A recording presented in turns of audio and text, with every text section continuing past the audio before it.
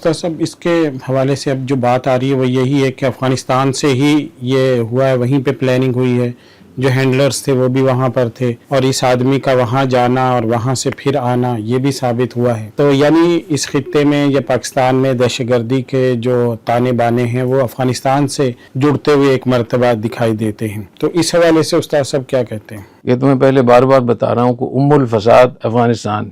اس وقت میں 1 سال سے میں اس بات کو کہہ رہا ہوں کہ الفساد کی جڑ افغانستان ہے، اور اس فساد کا جو باپ ہے وہ اسرائیل اور انڈیا ہے، اور وہ مغربی ممالک ہیں جو پاکستان کو مشکلات سے دوچار کرنا چاہتے ہیں، پاکستان کی معیشت کو برباد کرنا چاہ رہے ہیں.